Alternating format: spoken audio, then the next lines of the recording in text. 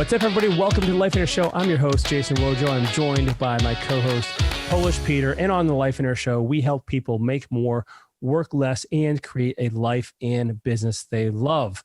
Peter, what's up, buddy? Not much, man. You look really bright today, man. What happened? Sunlight, or either I haven't been in the sun and this is my pasty white skin reflecting like the light, or like somehow I got to turn my lighting down here because I noticed I kind of look like exceptionally pasty white today.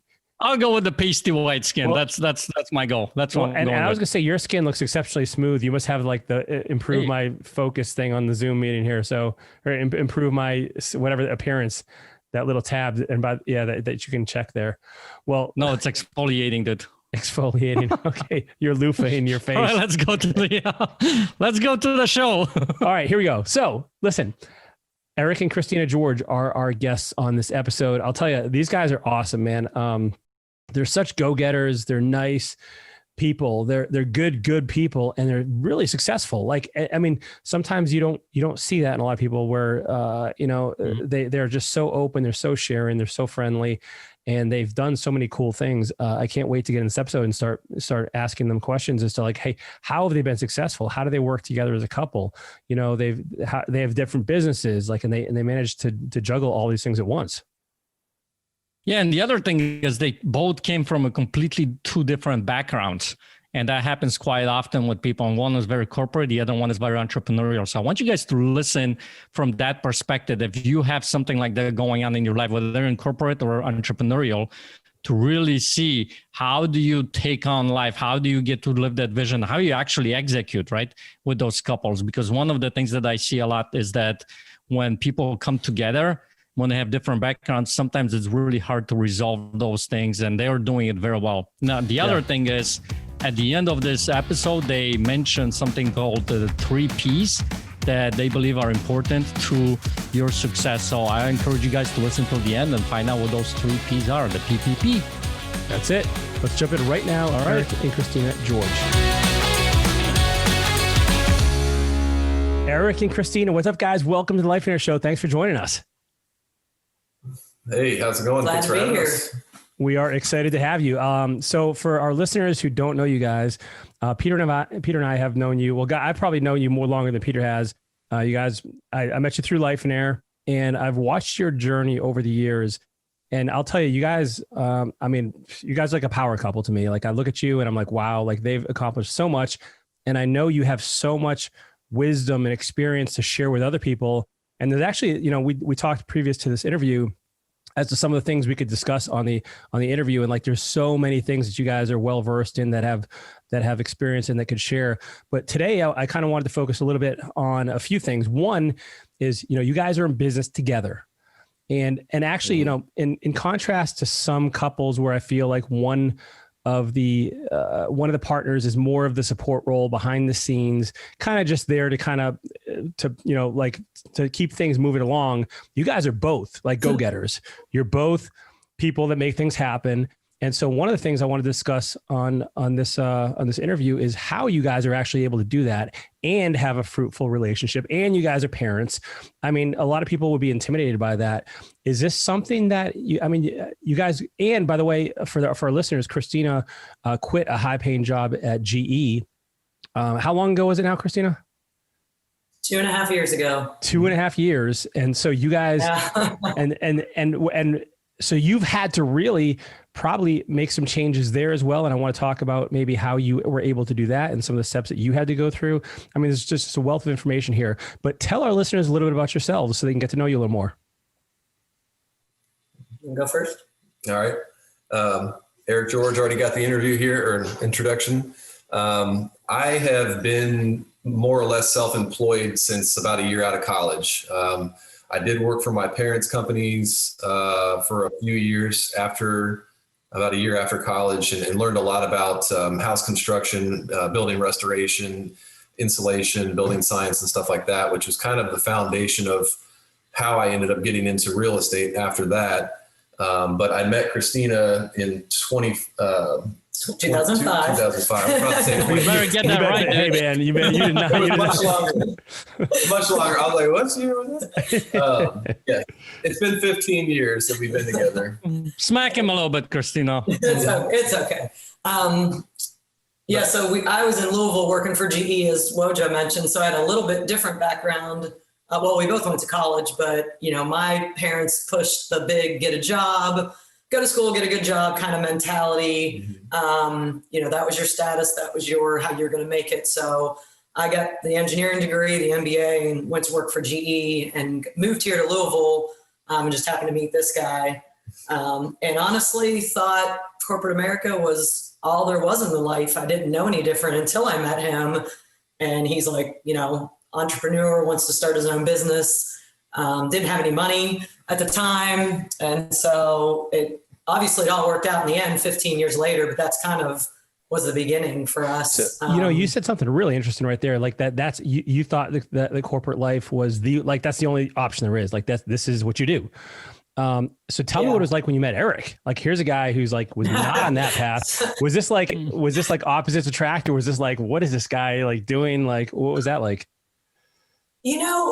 Looking back, I don't know that I ever had any doubt in him and his ability. I mean, at the time he was working for his parents' company. And quite frankly, they weren't paying him hardly anything.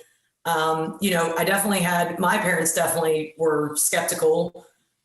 People thought I was crazy to let him move to Louisville and basically move in with her, live with me, live off of me, basically, while he started his business. Yeah. Before I ever had a ring. Wow. We bought a house before we ever got married. We bought a house together before we ever got married, an investment house. So I never had any doubt, I guess, because as I learned who he was and saw the ambition, I knew it was going to work. It couldn't not work. Part of that, part of that faith maybe is what helped it all work. I don't know, but definitely early on he had naysayers and I had naysayers, but not a super. I mean, they were the minority. Yeah, for sure. Yeah. But to your point, I just didn't know. My parents were both blue collar workers. Didn't go to college. I didn't know entrepreneurial life. I didn't know what that meant. We were just raised. My mom she wanted every kid to have a degree and every kid to go to college or get a job. And so that's just all I knew. Okay. So listen, you said something important because you said like you never had any doubt in him. You had a strong belief, which is huge, I think, especially in a relationship for a man to have, that belief system behind him. Well, my question to you is because I think, you guys are coming from completely different backgrounds. He's entrepreneurial, you're corporate. What was it like for you guys, dynamics between you two as far as, relationship goes? Because I think entrepreneurs have different ideas and different choices that they make, different decisions versus the corporate, right? So how did you guys work that out? Or is it more of like, how did you guys align with that? Early on, so we kind of planned when I first moved down here to Louisville. I lived north of Indianapolis. We've dated long distance for 3 years, and we had a lot of time to kind of talk about what it would look like if I did move down with her, live with her. And, we talked a lot about what I wanted to do. And so the plan initially was for her to keep her corporate job, keep doing that thing, climbing the corporate ladder. And honestly, for us to do real estate, we kind of needed her W-2 income to get the loans for real estate. And so I had the free time and the knowledge to dive into real estate and to dive into my other business that I started first. And while we were kind of getting those businesses off the ground, and as they started making money, we started planning more for what does it look like once she's ready to quit. And I think, our coach, Ken, with Lifeonaire really pushed us to make that happen sooner than I think she was comfortable for and I was comfortable for. But he really kind of helped us lay it all out there and say, look, you guys have already achieved, what you kind of set out to do. You may even be further than that already. Like there's no reason she couldn't quit tomorrow type of thing. But early on, it was like she would just go to work and do her 10-hour a day thing, and I'd be at home working on the computer, and then at night working on the computer, and then out in the field, when I had jobs. And it was just a grind hard mentality early on until we got it off the ground, really. And quite frankly, early on, I think it worked because we had dated long distance. We weren't used to being together all the time. And so quite frankly, I think early on in our relationship, me going to the office was good. I don't think our relationship was ready for me being home in those first 10 years. We had dabbled with me going part-time a few years before we had joined Lifeonaires. Was that after Ava? It might've been after we had Ava, and it didn't work. We weren't on the same page with what I was going to do and what he was going to do and how I was going to contribute. And I still had this job. So it didn't work. I went back full time actually for, I think, it wasn't 4 or 5 more years. Yeah. What happened, she basically took a 1 day off a week type of a role where it was supposed to be part-time, but I still ended up doing as much in those 4 days for the company as the 5 days. Yeah. And was making 20% less. So Right.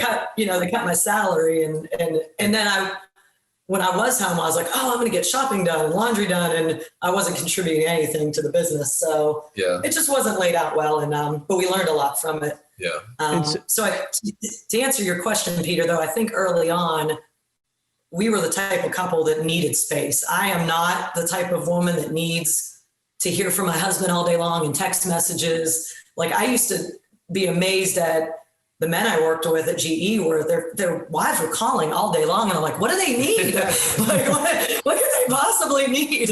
And that's just how we are. That's why we work well together. That's what Peter does to me all day. It drives me nuts. I guarantee it. And then he texts me, "What's wrong? Why don't you call me?" Well, and so here you are. So you guys, so that sounds like this was that, you guys, this all worked out really well so that you guys went from a long distance relationship to kind of being, I mean, you're together, but you still had a lot of independence. You're doing your separate thing. And then you come into Lifeonaire, you realize like, hey, I really can quit this job.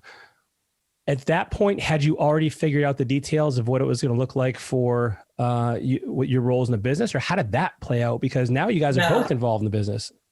Yeah. So I'll be honest, when we came to the first Lifeonaire 3-day, Peter, I believe you were there, and Chuck, I don't know that I had made the decision to truly leave my job. I was still dealing with some identity things and, who am I going to be if I'm not the engineer at GE? Mm-hmm. And quite frankly, for me, that was a bigger decision than the financial. To Eric's point, when Ken made us lay out our budget and lay out what we were already making in real estate, we had beat the passive income. I mean, we were already making stage 4 with real estate to cover. So we had just gotten accustomed to that plus my salary.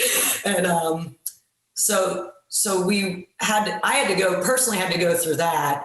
And then once I finally made the decision that, yes, I want this, it's, all the freedoms are more important than this stupid identity thing I was worried about. That's when we spent a whole day with Ken and laid out what's Christina's strengths, what's Eric's strengths. And we laid out all the tasks of the businesses on the board. And we said, who's going to own what? So we're not stepping on each other, what are we going to outsource? So we're not doing the work. So we spent a lot of time in the detail of what that would look like. And for us, thankfully, we are opposite in business. I love financial detail work and QuickBooks work. I don't mind paying bills. That drives him nuts. And then I manage all the tenant touch points, pretty much all the application process. And I like all that stuff because it requires a lot of follow-up. And that's what I did at GE. I was very good at follow-up and she did logistics and project management. So anyways, in that sense, we're a couple that has opposite strengths. So that works well for us. We could divvy and do that. But we very much look at stuff together as well. I mean, when we're making purchases, if we're deciding to go into a new venture, I mean, we're both highly involved and bring our, ideas to the table of how that looks. So I want to bring something up because I don't want to skip this over, because I think this was a very important thing that you guys did in your business when you guys sat down with Ken and you laid out all the tasks that are happening in your business, look at your strengths and who's going to do what. And I think a lot of entrepreneurs don't do that, or don't do that effectively, right? Right. So talk a little bit more about that. Like, how did you guys figure out like what your strengths are and that task oriented stuff? And why is it so important for you guys to go through that process? Well, before she had quit, I was doing everything. I mean, I was doing the sales for the business, I have a company called Building Performance. It's largely based around new construction. And so I was doing the actual work. I was doing, the computer work, the field work, the invoicing and all this stuff. And I said, and then we brought on real estate and rental properties. And I was like, I can do the QuickBooks stuff. I'm not bad at it. I learned it a long time ago, but she's great with spreadsheets. She understands financials. She has an MBA education. So she's like, I can take that. I'll do that. I'm like, thank God, I don't have to do this anymore. So that was definitely one thing. I was also dealing with the accountant directly before. And then I had my mom kind of help me a little bit on the side, doing reconciliation stuff. And then she ended up taking that over as well. And so it was mainly things that I thought she had better strengths with anyway. And it's not that I could do them, but then it's just taking my focus away from something else that I'm better at or that I enjoy doing more. Yeah, well, your strength is definitely the marketing. Anything with website development. Yeah, technology, strategy, business strategy, kind of the overall big picture stuff and finding deals and stuff like that is what I'm better at. And she's better at kind of the execution, the details, and helping me refine processes and organization for our data or for whatever it may be, our calendar, scheduling, things like that. Yeah, when we came out of that meeting with Ken, we had developed a lot of I'll call them canned like emails that were going to go out to our tenants throughout the year.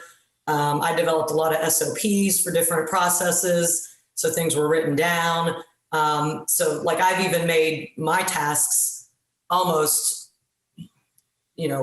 just easy to do, just brain dead. Like, oh yeah, I need to send this Christmas email break reminder to the tenants. And I just pull it up, plop it into our system and send it out to all the tenants. And we did that knowing if I ever want to pay a VA to do this, I've already got everything done. Yeah, it's already written out the instructions on how to do things. So if and when we're ready to really step back further, then we can hand those kind of tasks off.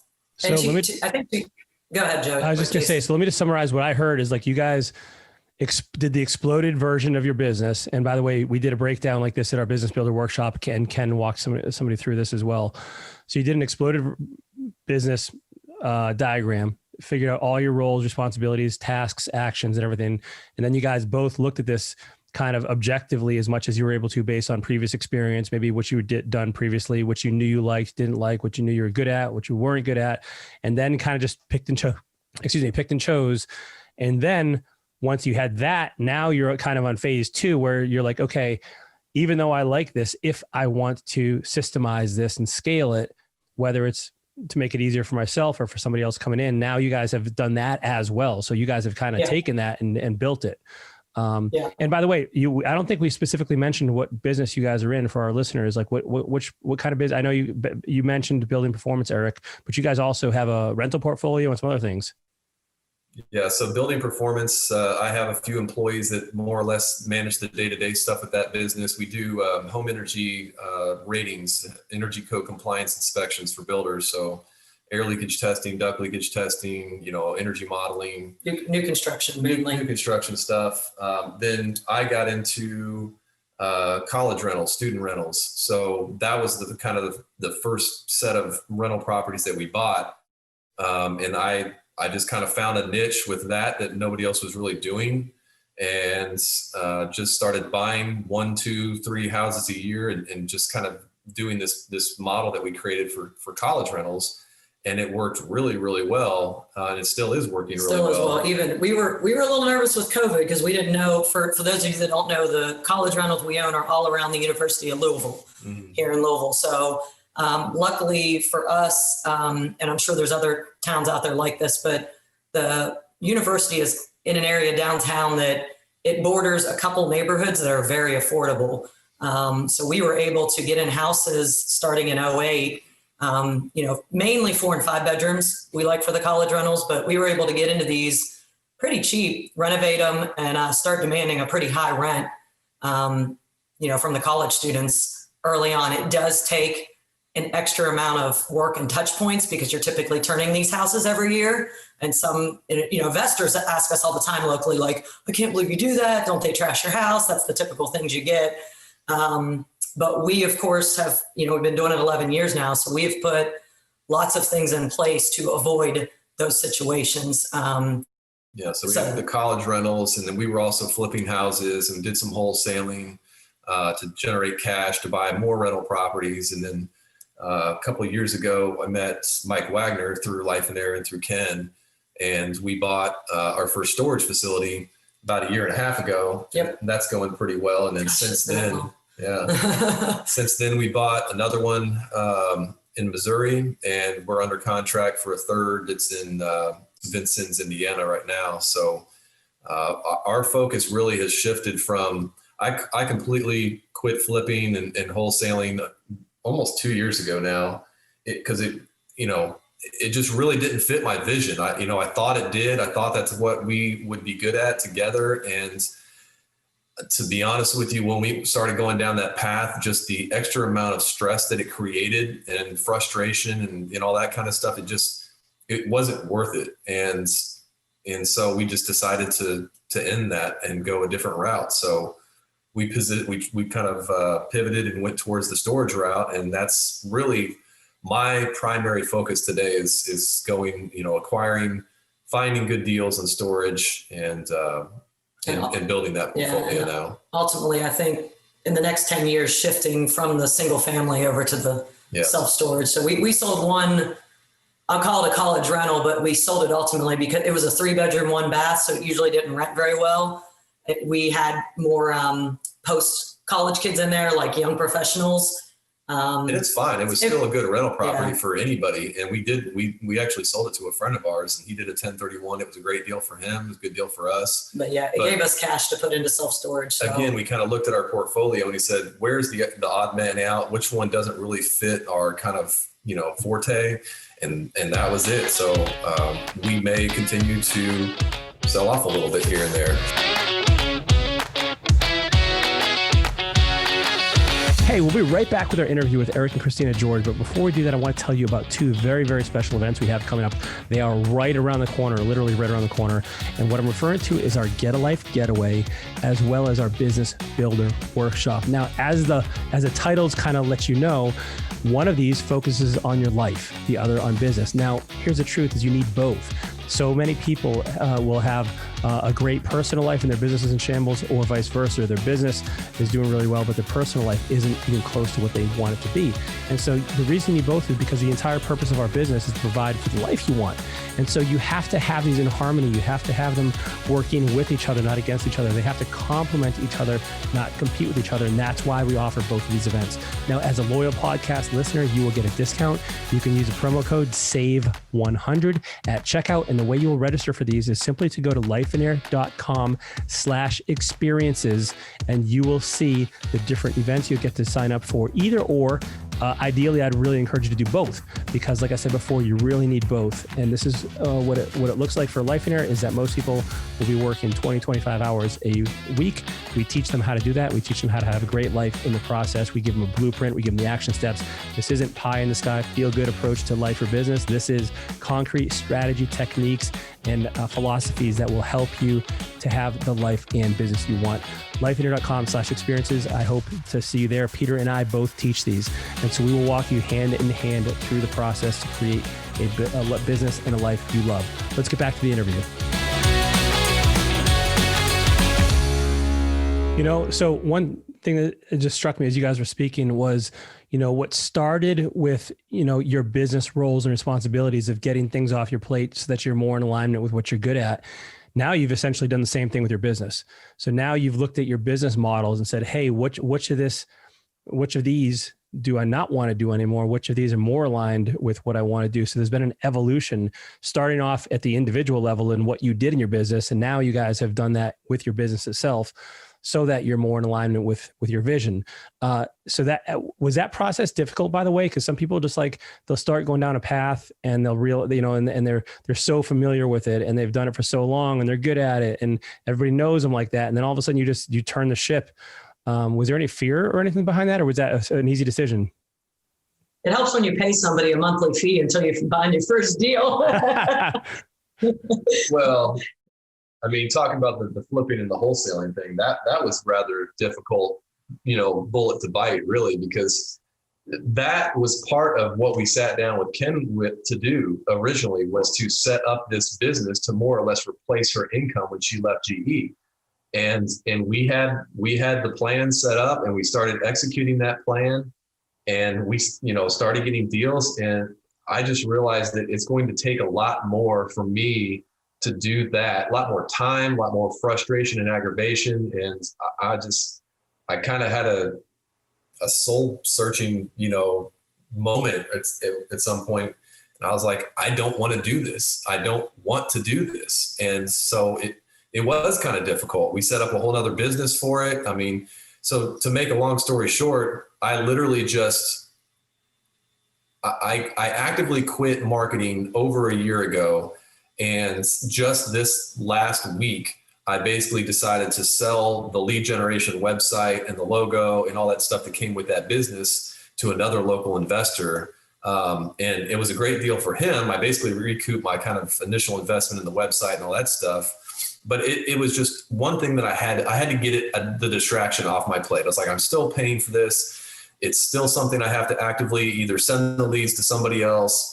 So I was like, I'm going to sell it, be done with this, move on and focus even more on storage. Well, and with self-storage, it was always in the back of Eric's mind. I mean, he went to who was that? Scott Myers 5 years ago. 3-day, 5 years. It's one of those things, you go to the 3-day, you think you're going to do something, and then the book comes home and sits on the shelf. So deep down, I think Eric knew it was an investment strategy he wanted to look into.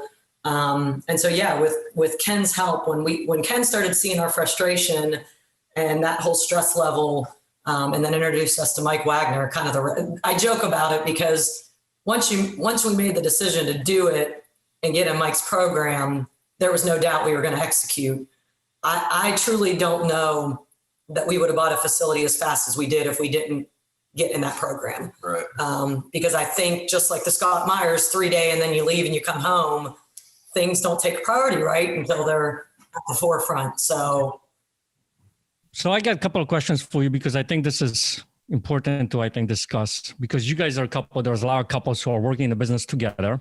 You guys are a little bit different as far as how you approach different things, I think, when it comes to making decisions. So how do you guys make decisions where, let's say in a business where you don't entirely agree on? I think we should go and do this. And you're like, well, I don't think you should do this. Or how you guys come to that conclusion? How you guys resolve that and stay in business? I don't know that we have that many conversations that are like that, really, because we both think through and talk through a lot of the possibilities. And so usually it's something that's already come up in conversation. And if we decide to go after something, it's something that we've already kind of, thought about and said, yeah, this is a good idea. Let's do it. But I mean, I don't know that we've had any. Just most recently, the only example I can think of is, I was being probably in the last 3 or 4 months, I think I was being a little fearful of so Eric recently, we bought the first facility, Evansville, with Mike and that group. And then he found a local guy, business partner who we've known for it's a friend of ours, 10 years. He was looking to do something different. So him and Eric have been partnering to get more of these self-storage deals. And I was a little nervous because I was starting to see how quickly they were moving and how much time he was spending. And I was flashbacking to our summer of hell where we were flipping and we were stressed out and the kids were stressed. So I was like nervous, but then, and then he's talking about selling off the college rentals. And I'm like, oh my gosh, that's what got us here. So, but I just kind of slowed down and we just had more conversations. And then I saw how excited he was about self-storage and how Eric truly needs, this is where we differ a little bit. Eric truly needs deals and business opportunities and new business opportunities. That's what gets him excited.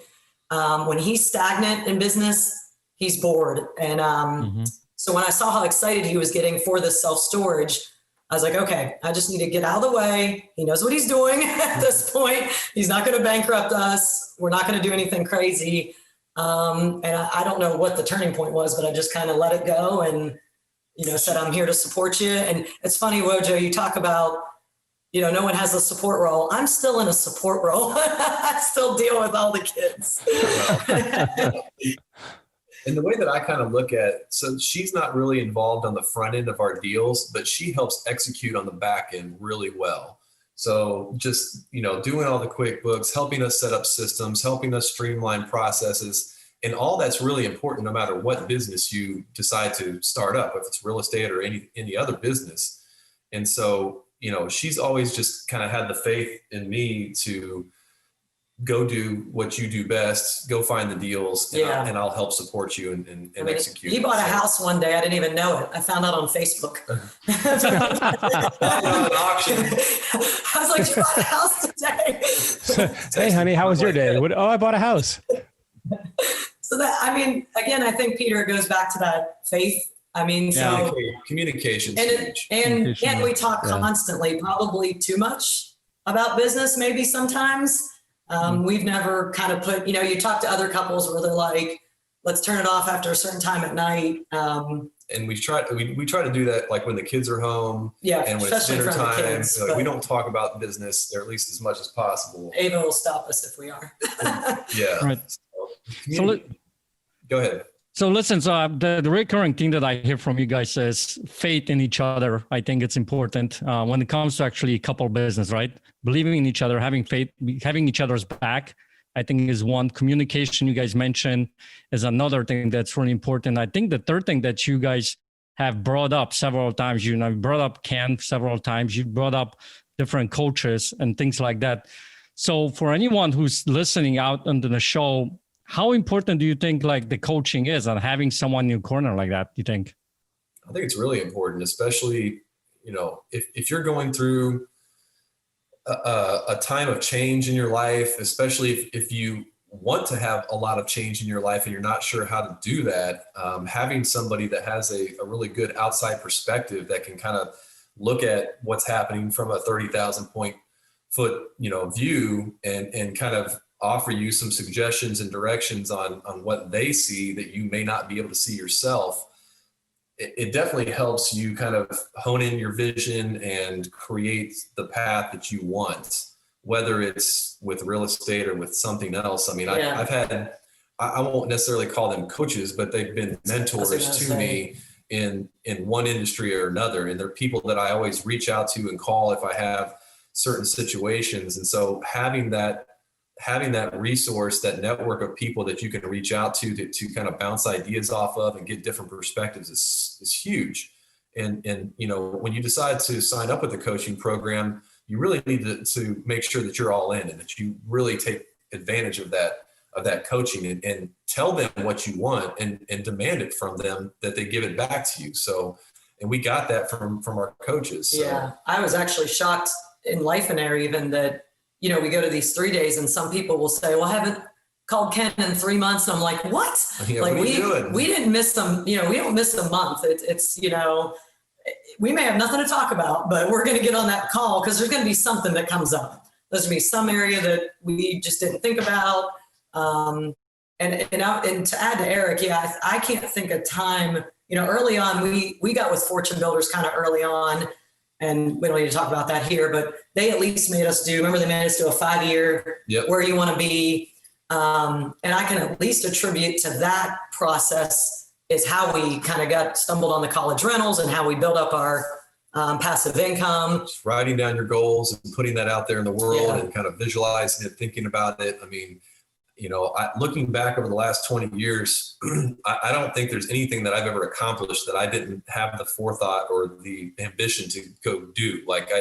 Whether I consciously decided to do it or not, if it was something I wanted to do, it ended up happening one way or another. So, we did those 5-year plan early on, and we looked back after 5 years and it knocked out, I think, pretty much all of it.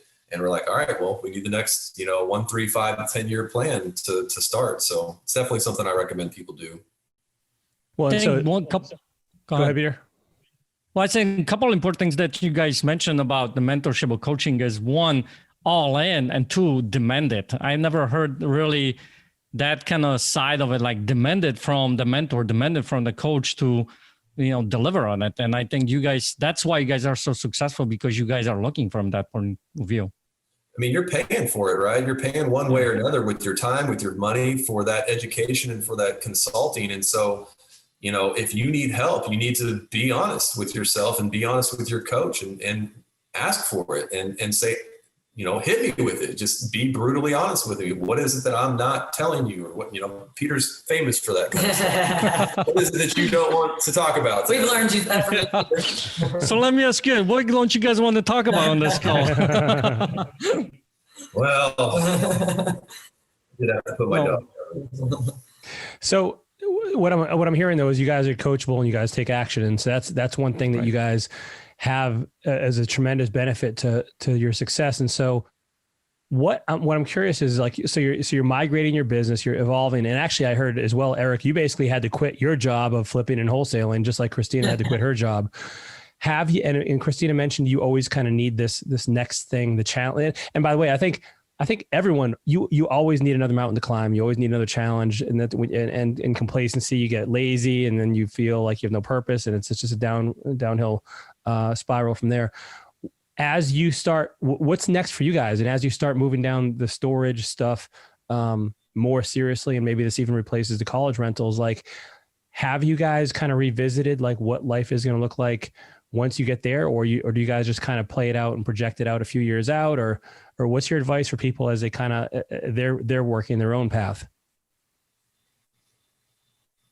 You want to take this? No, you can't. Well, we have a big kind of vision of what the next 10 or 15 year outcome may look like. We both love the beach. We love warm weather. I mean, ultimately, we'd like to live somewhere in the Caribbean or Central America, or somewhere that's, not Kentucky and snowing and mold and pollen and, Right. I don't know.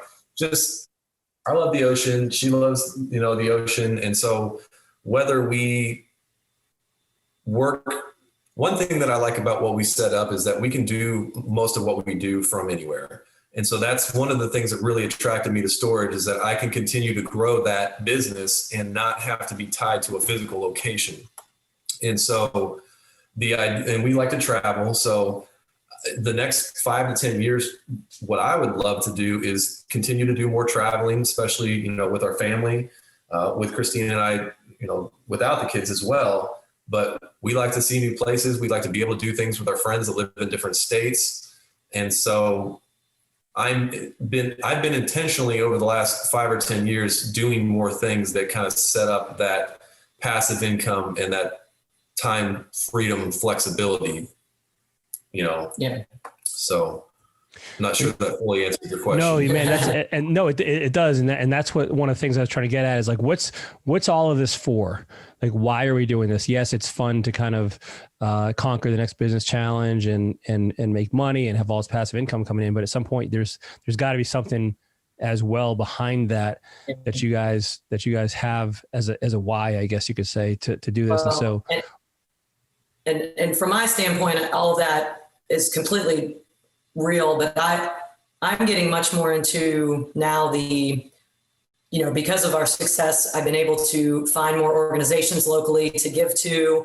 We're much more involved in a local church that we found in the last year and able to give to that. So just like Lifeonaire says on, what is that, step 6, until you can serve and give, you don't really what's it all for kind of thing. So every year I'm kind of increasing those amounts as we get more and more comfortable, as well as finding places to volunteer and get our kids involved. So for me, it's taking less focus on us, and getting it a little bit out there. Yeah, part of my vision is on that same track. I really enjoy teaching other people about real estate and entrepreneurship. So when I talk, even if I'm just in casual conversation with somebody and I learn that they're a business owner or whatever, and they happen to tell me some small story about how they're struggling, just being able to offer some advice on how they can tweak that, or some piece of technology that they weren't aware of that they could use to fix a problem with their business. I mean, I really enjoy that kind of stuff. And when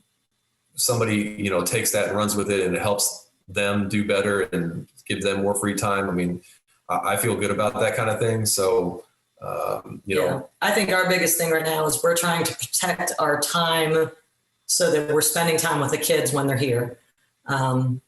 Because we don't want to slip into, giving our time to everybody else. And then they come home from school at 3:00 and we can't spend time with them. So I kind of accept that I'm in this season when the kids are young, and life is going to look very different in 12 years when they're all, or however many years. I guess we got a little longer with Livy, but, for the next 10, 15 years, it's what can we do with them? Where can we take them? Kind of thing. And then, basically once they're off to college, it's going to be a whole new conversation and different outlook at that point. So let's say I got a question for you guys. Knowing what you guys know now, with all that, everything that you guys have done, accomplished in life, what would you tell your 20-year-old self now that you've gone through all this stuff?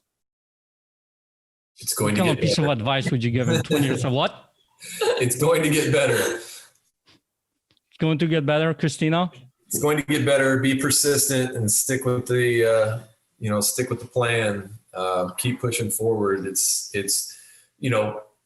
I'm sure you guys could agree with this. As you get older, learning patience is super important, and especially in business, just being patient, learning to be patient, and having that persistency with what you're doing and with being patient really kind of brings success. And when you're 20 years old, it's really hard to be patient. I was extremely impatient, and I'm still an impatient person in general, but I've learned to be a lot more patient over the years. Yeah. As far as my 20-year-old self, I don't know that I'd do anything different. I mean, I feel like I got a great deal of knowledge, and I am who I am for what we went through working at GE and meeting Eric and building the business the way we did. I mean, I don't know that I would have quit any earlier. I don't know that I would have done anything different. 20s were fun. College was fun. Early on, we had a fun time in our 20s before kids came, and, kids have all been planned. So I try not to have any regrets, because if you do, you're just looking backwards, and then it's like, what could you have changed, or what could you have done different? Well, I wouldn't be the person I am today if I hadn't gone through and made those mistakes and had those failures and whatever. So I don't know. All right. How about Christina? So let me ask you a different question. What would you tell a 20-year-old comes up to me and asks you for advice? What would you tell him or her? At 20, if they've still got time to change a degree or do something different, I would tell them to really figure out what they enjoy doing in life before they go get a degree just because somebody else told them they'd be good at it. I guess take me back to high school or 18. Yeah, that would be the figure out, like I said, my degree did obviously wonderful things for us financially, and I enjoyed the people I worked with, don't get me wrong. But she only went and got that degree because her family had engineers in her family. Yeah, older brother that was an engineer, cousin that was an engineer, and they're like, oh, you can do engineering. It wasn't anything I was passionate about. But then again, at 18, how do you know what you're passionate about? So that's a tough one. That would be my advice, though. Try to really figure out what you want to do. And that's what we tell our kids right now. Try different things, find out what you enjoy, keep doing the things you enjoy.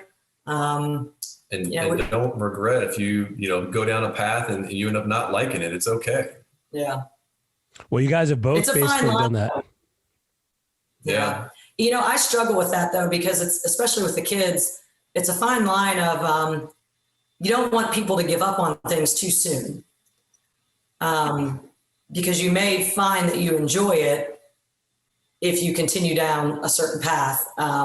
It's kind of the passion versus that one book we're reading talks about that. Do you develop the passion after doing it for a while, or do you have the passion initially and then it makes you want to do it longer? So I struggle that with our kids, because like our daughter just gave up. She played piano for 2 years and was getting pretty good at it. And she asked me for a break. And I said, that's fine, we can take a break. And now I'm a little nervous that she's not going to want to play again. And, is it the end of the world? Will she care later in life? Should I push her back into it and see if she, but that simple thing, it's like, I don't want to raise kids that think they can just start something and quit either. So I struggle with that still. And I think that's that patience, persistence balance that I was talking about. Yeah. And add passion in there too, right? It's really a threefold kind of balancing act. Yeah. Three-piece. Yep. Yeah. That's right. Three-piece. Not a PP, but PPP. Right. Well, I mean, that makes it, yeah, I totally see that as being as a valid concern, and so especially with you guys have gone down certain paths for a long time, and maybe at some point you realize it's time to move on to something else and find something that's better. And so whether it's piano or whether it's flipping houses, having that freedom and after you've given it a shot makes a huge difference. Listen, I really want to thank you guys for being on the show. We're out of time here, but you guys are awesome. And speaking to your mission and purpose of sharing with people, I've sat in the retreats with the coaching and Lifeonaire, and you guys just pour into other people. And so you guys have awesome hearts, and that's also what I believe has contributed to your success as well. And so I can't wait to see what happens for you guys. And by the way, I am coming to visit when you guys are living in the Caribbean. So please save me extra room. I'm moving in, not just visiting. And then Peter's going to, but if you do that, Peter's going to start calling you and texting you all day. So be careful with that one. That's okay. I know how to block numbers on my phone. Thanks for being on the show, guys. Thank you, guys. Pleasure. Thank you. All right. Awesome. Man, that was a super cool interview. Like, I really enjoyed talking with them. Yeah, me too. I enjoyed talking to them as well. No, seriously. I mean, I've known them both for a while. And one thing that amazes me about them is that, one, they execute, right? You set a plan, because they talked about, at one of the points in the episode, they talked about meeting with Ken and having that full day and really breaking down the business and looking at the strengths and looking at what works and what doesn't work and how they execute this and how they create the different process and all that kind of stuff. That's all good and dandy. However, the important thing, the one that actually really counts, and what you do after that meeting. A lot of people actually think they go through the course or whatever, they don't take action. So I think the execution is the important thing, and they're really good at doing that. Well, man, one of the things I really took away from this is, yes, they take action, right? And that's, they are action takers. They see the value in coaching, and they do all that. And more so though, what I really liked is they are not afraid to kind of reinvent themselves. And I think that's something that a lot of people struggle with. Like, I get the question all the time, well, hey, I want to create my Lifeonaire vision, but what happens if I get halfway there and I realize like, that's not it. And I'll tell them, yeah, but you're still so much closer than if you wouldn't have done anything. And so, for instance, Eric and Christina, let's look at this. Like, Christina quit her job, which she's completely, she went to school for this. She worked, I don't remember how long she said she worked for GE, but it was a while, right? She had a safe, secure job, the golden handcuffs that we hear about all the time. So they stepped out of that. And now Eric realized, like, hey, I've been doing wholesaling and flipping for years, but maybe this isn't what I want either, because I'm getting closer and closer to my vision. And now he's even talking about, hey, the college rentals, maybe there's a better version of this. And so there's this constant evolution. You've never arrived, right? And so that takes, Christina alluded to it a little more than Eric, but like, letting go of that identity of like who you are as based on your accomplishments, and instead being true to yourself. Like, what do I enjoy? What do I want to do? What's going to serve my vision? And these guys both are just awesome to see in action as they move towards that. Well, I'm glad you brought it up, because I think the other aspect to it is that, and Eric said that at the end of the episode when I asked him about, what would you tell your 20-year-old self, is the whole idea of no regrets, aka no regrets, right? And it is so important that you have that in the back of your mind, that there is no regrets, because it allows you to grow to the next phase, right? Because think about it. If I went and spent so much time on this particular aspect of my life, right, whether it's for them is flips, and then they want to move on to something else, if you have regrets about, I just lost 5 years or whatever it might be, it's going to be hard for you to move to the next phase. So I think living in that way where there is no regrets, where there is way to actually move, grow, and all that kind of stuff, it allows you to get closer and closer and closer to your vision. And I have no doubts by any means that they're going to one day end up in Caribbean somewhere, and they're going to live their vision fully. And I would not be surprised that they're going to have another version of their vision once they live there. Oh yeah, dude, who knows, right? But the thing is, they'll take action and they'll make it happen, and they just kind of they appreciate where they are and what they've accomplished, and they continue to move forward. They don't kind of hold on like an anchor to something in the past just because they were educated in it or just because they've done it, just because people know them for this, and that's very, very powerful and liberating. So yeah, awesome interview. Really excited for people to hear this one. And so listen, speaking of which, if you enjoyed this interview, please leave us a review, leave us a comment, let us know how much you enjoyed it, or if you have any thoughts for someone else you would like to see us interview. We'd love to hear from you as well on that. Also, if you would like to be part of the Lifeonaire conversation, head over to the Lifeonaire app. It is free. It's free. Go to lifeonaire.com and you'll find it over there. Or you can just go to the Apple, Google store, wherever you get your apps, and download it onto your mobile device. And as a bonus to get you over there, to give you some traction to start living your own Lifeonaire journey, to start on your own path, we have a fast start kit for you that is free, that we have put together that'll help you start to figure out what your vision is. We're going to talk you through the 4 stages of financial prosperity. Christina mentioned stage 4 income. We didn't explain it on the episode, but this is what she was referring to here. And so get on over there, get the fast start kit. And as always, thank you for listening. We hope you've got something out of this episode. We can't wait to see you next week. Until then, everybody, live free and with passion.